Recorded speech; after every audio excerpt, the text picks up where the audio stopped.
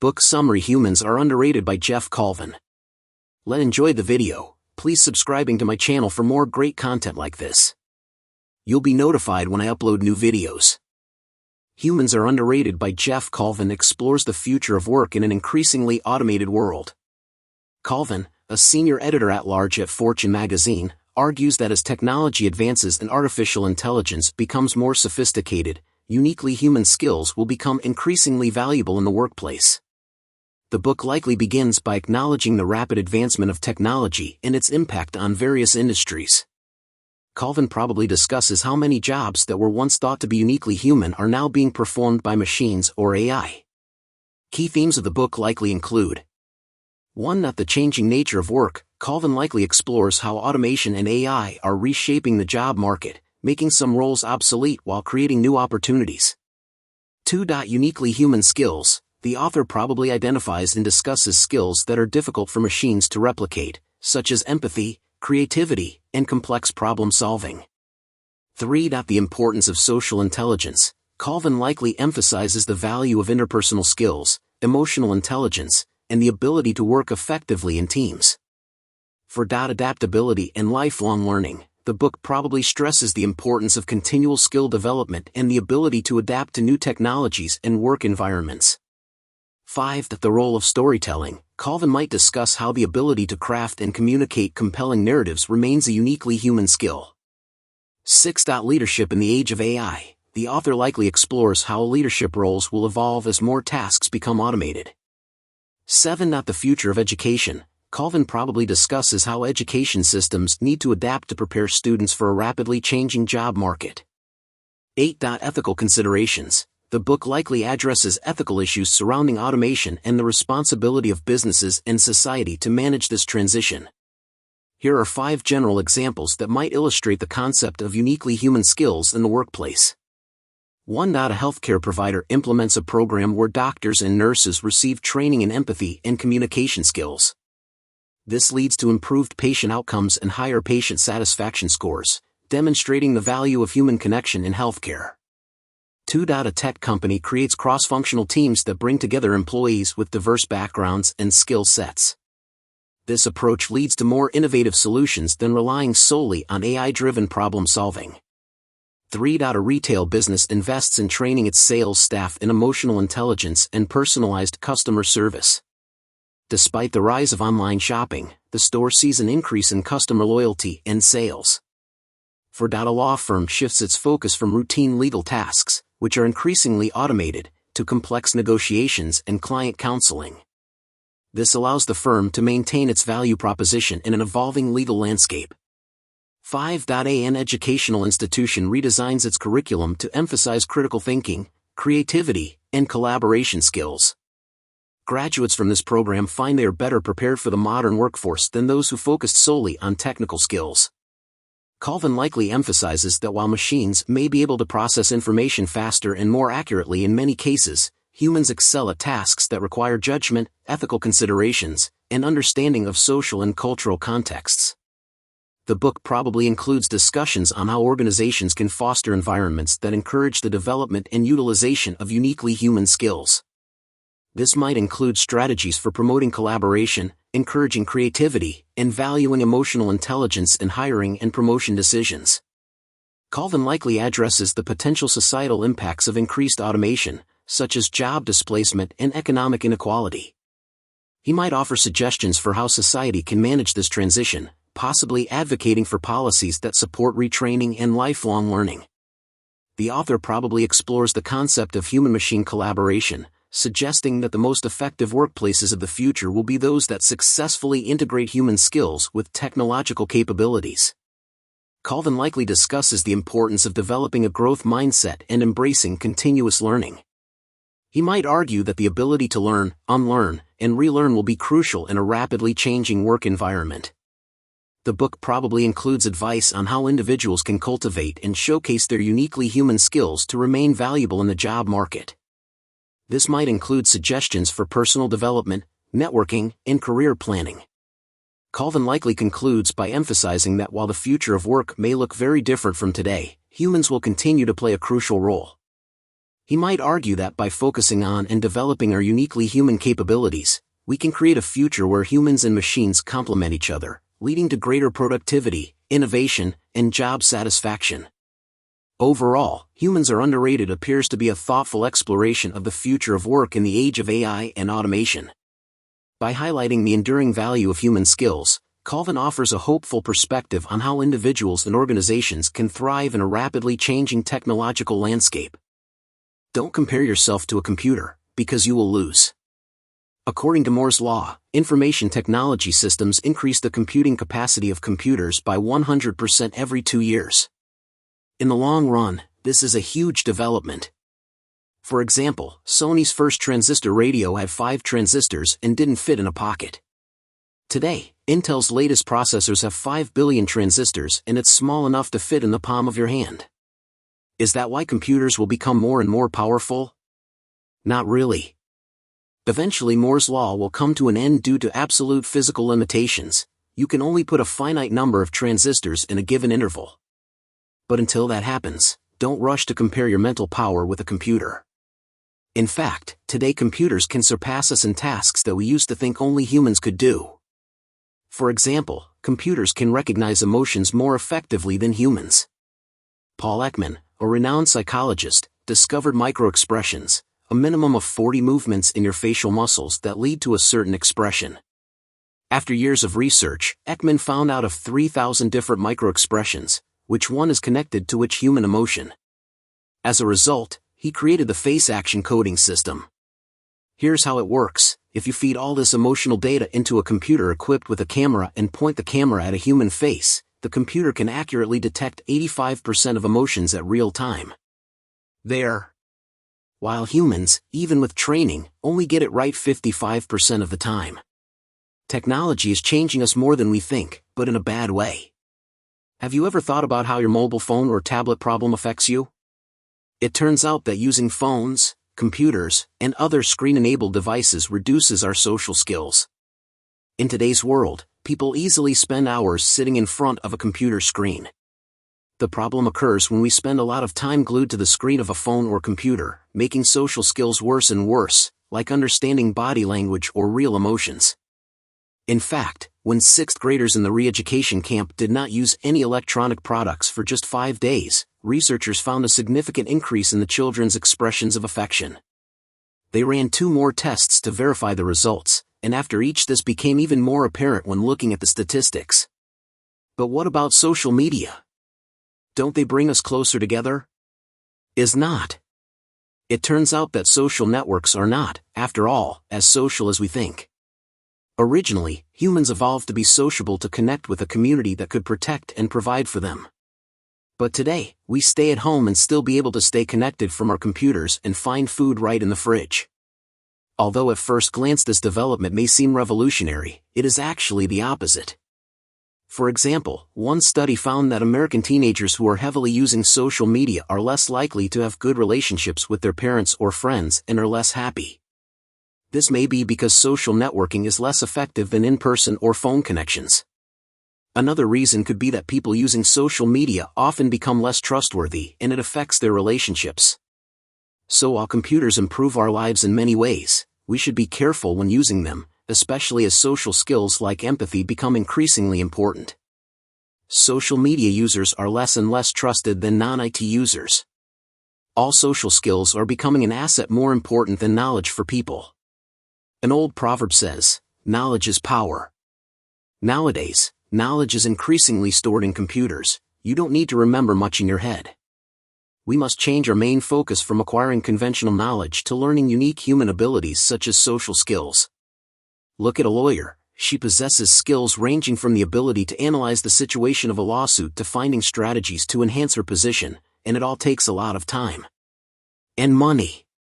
But now computers can analyze millions of cases and find all the supporting documents in just one click. The computer can even predict the outcome that the Supreme Court decides more accurately than a legal expert. So we don't need a lawyer anymore? We desperately need them, but their focus is shifting to other skills that computers can't replace, social skills. It is about building, connecting emotionally with customers, and acting in the best interests of customers. But there's another reason why social skills are more important than ever. When the whole world is connected, people from all cultures will be interacting more and more with each other. An unusual act can be taken as a profound insult and, if placed in the wrong circumstances, can be deadly. For example, during the war in Iraq in 2004, an American sailor drove too close to the third holiest site in Shia Islam, the Imam Ali Mosque, and caused a commotion. If soldiers knew better, they could avoid conflict. But when harnessed, these social skills become extremely powerful. A few weeks earlier, a group of American soldiers were surrounded in anger by hundreds of Iraqis. But instead of attacking them, the soldiers, using their understanding of the local culture, knelt down and pointed their guns at the ground. This use of simple body language calmed the Iraqi people, calmed the situation, and they withdrew in peace. People always require skills in empathy. Have you ever been uncomfortable talking to a counselor from a service center over the phone? Part of that is because they often stick to dry, rigid scenarios instead of really empathizing with your problem. We find this uncomfortable because empathy is fundamental to relationships, even in business. In fact, empathy, understanding what others are feeling, is becoming more and more important in every sector of the economy. Whether you're a doctor or a service counselor, empathy is the first step to building meaningful relationships. For example, consider how American Express is applying empathy in business. When Jim Bush was put in charge of Amex's call center, he threw away all the scripts.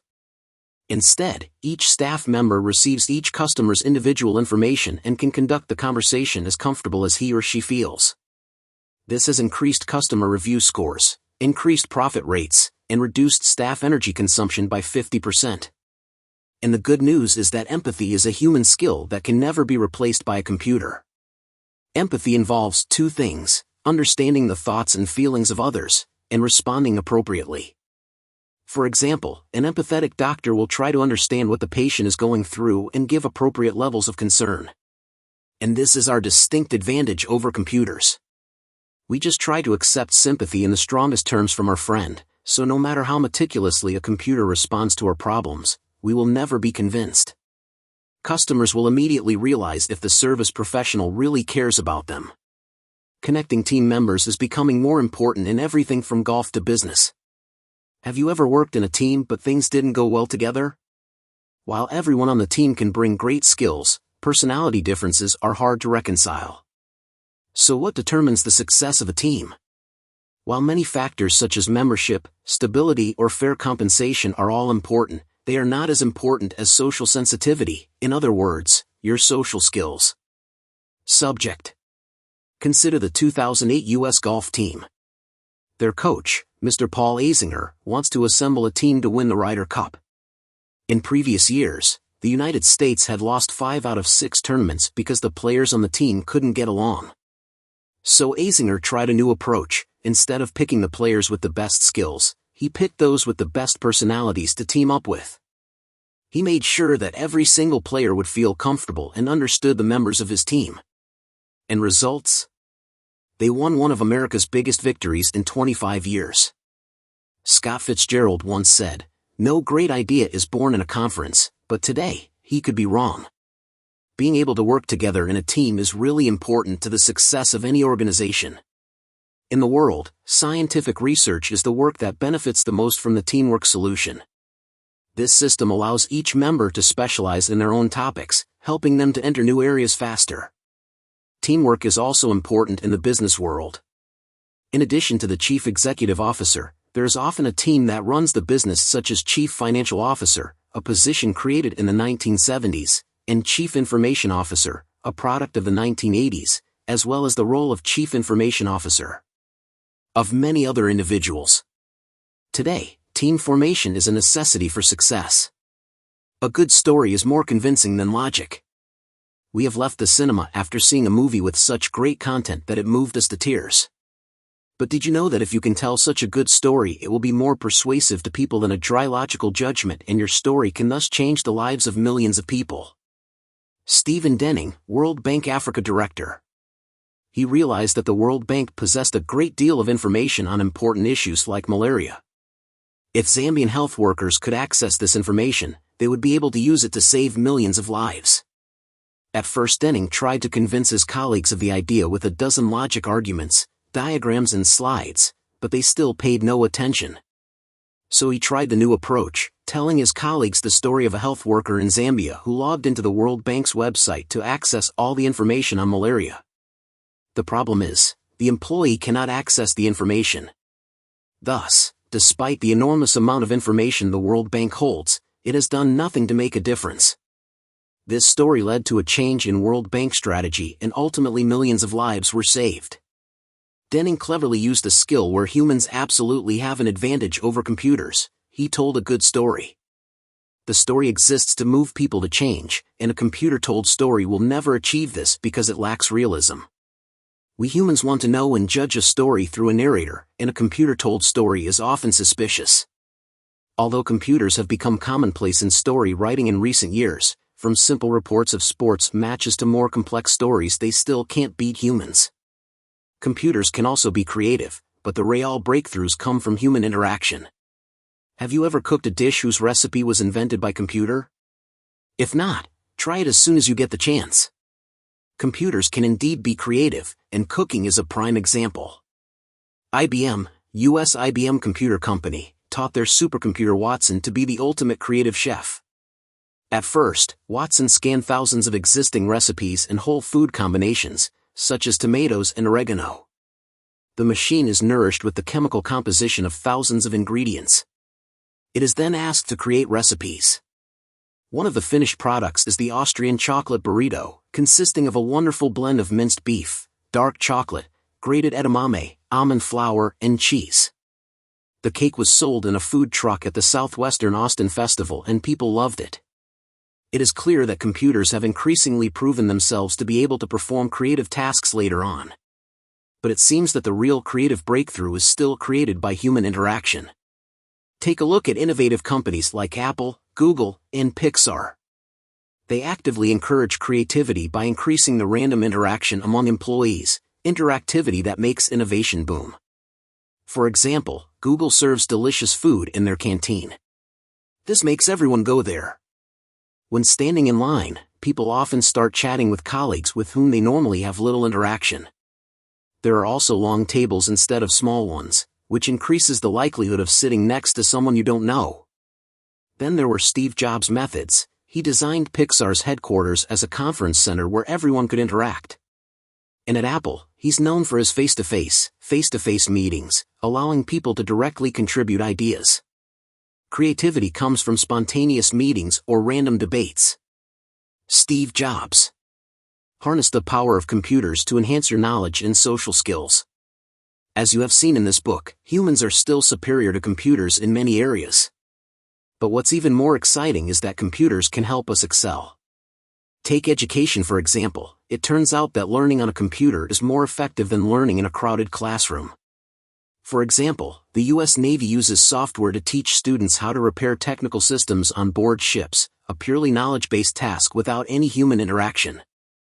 At Stanford University, in 2011 when the first massive open online course on artificial intelligence, MOOC, launched, people were invited to follow it from their homes all over the world. In the end, about 160,000 students from 190 countries signed up, but the biggest shock was that the top 400 high achievers weren't class elites, they were online participants. There's even a way to learn the important social skills that make you successful these days by simply using software. For example, there's software called Love Machines that helps employees build better social skills by encouraging them to interact with each other. With that software, you can send your thanks to your kind colleague. Its tendency is for all other employees to be able to see your thank you note. The aim is to encourage employees not to hide and protect their knowledge, but instead to share and help others. Therefore, your thank you has motivated everyone to help each other. Sometimes it even develops into a contest to find the best. Summary. Technological progress is inevitable. It is both a positive development and a negative influence. If we humans want to keep our jobs, we need to increasingly build human skills that computers cannot develop, such as empathy and actions to manage the negative effects of work. Turmeric.